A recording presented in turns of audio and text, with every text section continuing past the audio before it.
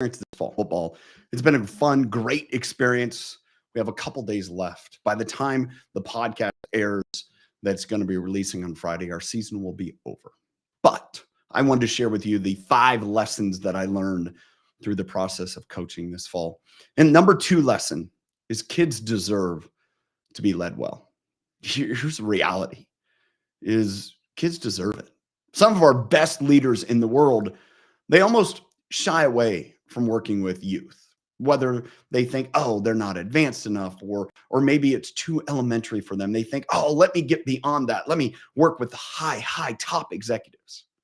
There's one thing that I've learned is that we can make a bigger impact the younger we go. If you think about how you set someone on their path to success, it happens when they're impressionable.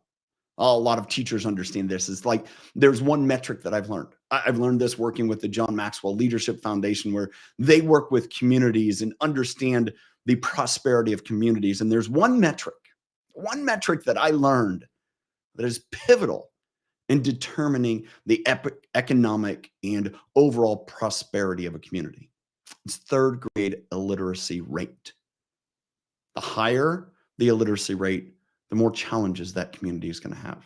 Well, to me, that's where, again, coming back to kids deserve to be led well. So often we find people that are leading, are coaching, are being the example for you, just the ones that volunteer. I mean, my challenge to you is if you're in a place and you have the time, the resource, the effort, yeah, great. I appreciate volunteers. But if you're in a leadership space, go spend time. Devote your time and encourage and lead youth. They deserve it. And here's my thought of the day is coaching youth players is developing the next generation of workers. Whatever industry, you can be in legal, you can be in finance, you can be in construction, you can be wherever you're at. Doesn't matter the industry. Our youth, those kids that are in, 3rd through 12th grade, that's the next generation of our workforce. Those are my kids. Those are maybe your kids if you're watching. They will be the next generation of workers. So the lessons that we teach them on the field, in the classroom, whatever activity they're involved in, our ability to lead and guide them gives example to what their leaders in the future should be like. If we expect them to have a high standard for leadership, meaning accountability, vulnerability, security, then we should example that to them when they're children. Yet, so often as I've experienced, youth athletics are overwhelmed with those that are passive aggressive, insecure, almost devious.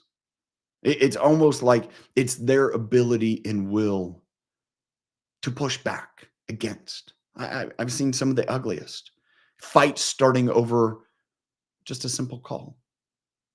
Fights in the stands between parents. I don't need to go through the litany of ills that happen in youth sports, but this is a call to say, hey, some of our best leaders should be leading our kids. At the same point, if you have the opportunity, like myself or others that are in this space, and you can encourage and lift up those that are actively involved in youth activities, then do it, because those coaches need it. Why? Here's what I'm going to tell every leader of an organization. When you drop off your kid at whatever sporting event, understand that coach is teaching your next generation of workers.